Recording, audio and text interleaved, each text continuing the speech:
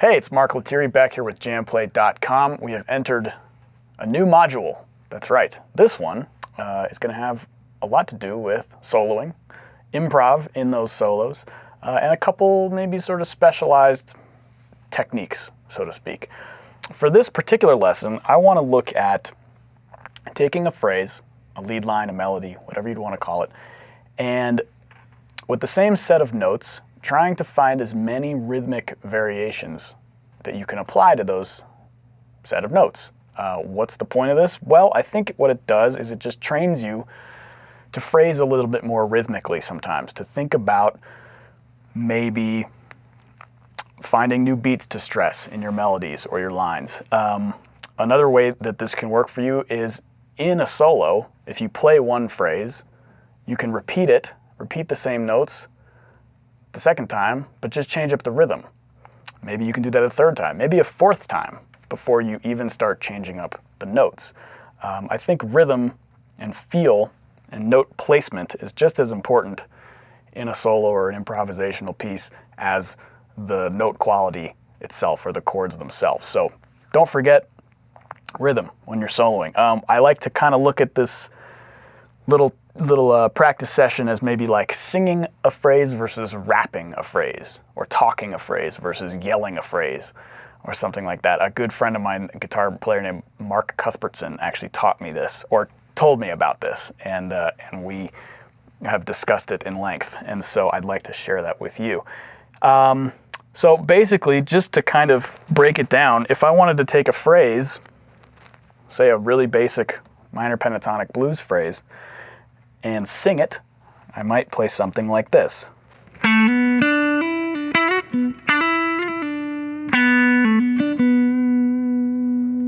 Right, all the notes are long, I think 90% of them were, versus maybe rapping it.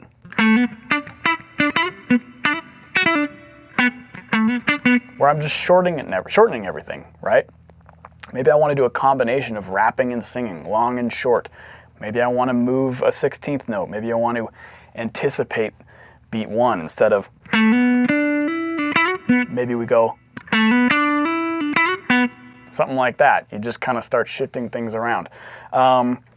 So let's kind of dig into this. I set up a track where I have essentially this phrase.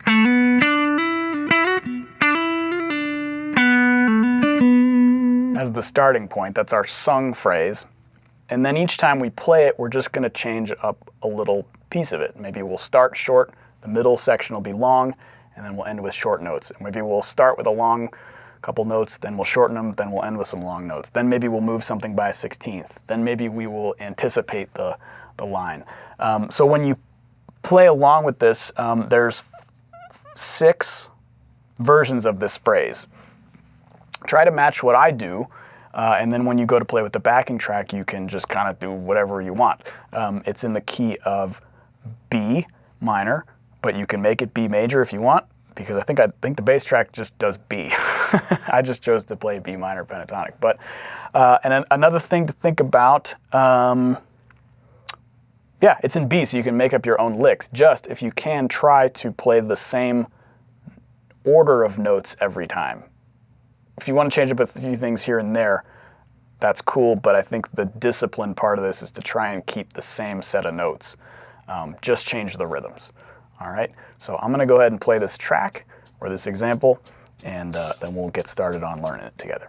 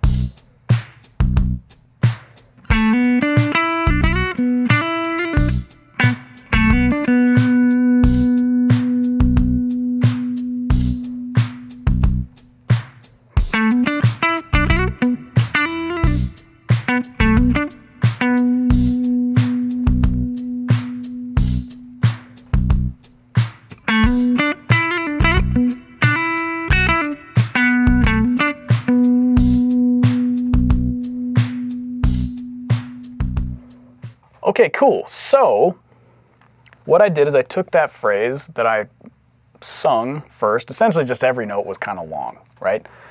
Played it one time where we sang it. So let's just go over that real quick. Here are the notes.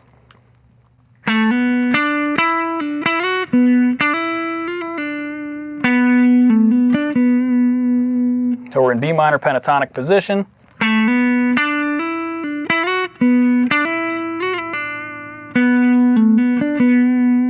And for that slur on the G string, you can play a half step or you can play a whole step. It doesn't really matter. It's up to you.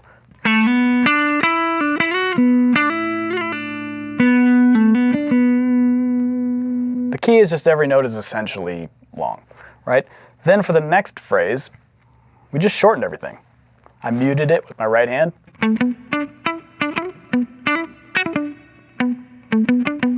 Right? You can do it without muting, maybe. And just shorten it using some left hand mutes. See how those two sounded totally different? Versus same notes, just kind of different timbre to the notes, right? Depending on how you mute it. So that's kind of singing versus rapping, or maybe talking, or maybe just staccato. But I'm trying to use these metaphors to, to be cool. Okay, then the next time I played it, or the third time, I started the phrase short, and then the notes in the middle were long, and then ended them with short notes. So,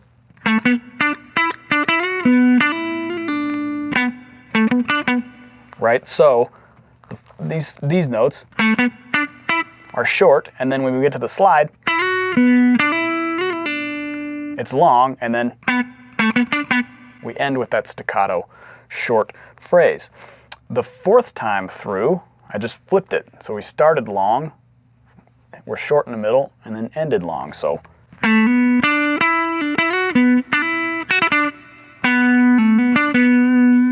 the is short and everything else is long.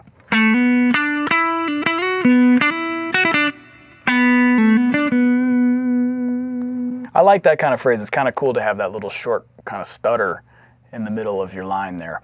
The next time through, I just kind of moved some of these notes back a 16th note. So if you need to review, we did a whole lesson on displacing a 16th note right after the downbeat of beat 1.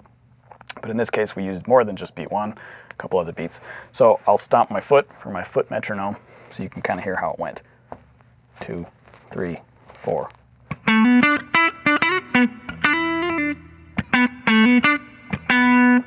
2, 3, 4.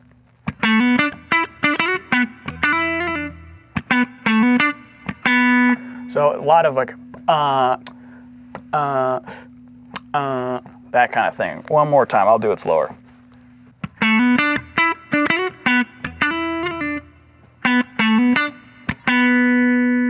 I think for that particular phrase, just loop try playing that one over the track a couple times, because hearing those 16th notes is important. And of course, I just arbitrarily chose those. You can move them however you'd like. But that just kind of gives the phrase a little bit more extra rhythmic kind of power there. And then the last time, I chose to anticipate the downbeat from a 16th note. So 1 E and a 2 E and a 3 E and a 4 E and a 1. So 1, 2, 3, 4.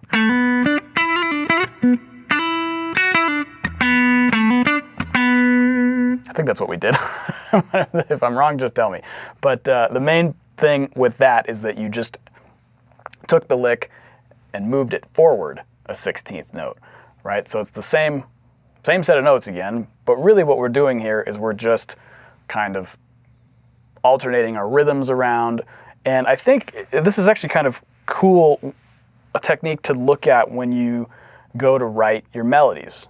In one of the other lessons we were talking about writing melodies and the rhythms of those melodies and where you place them, where you place each note in the bar line is going to make a total difference to how the melody feels and is phrased and speaks, right? So when you're improvising, get something as simple as 3 notes even, and try putting them in different places in the bar, right? Same 3 notes, keep the order the same, just change the rhythm.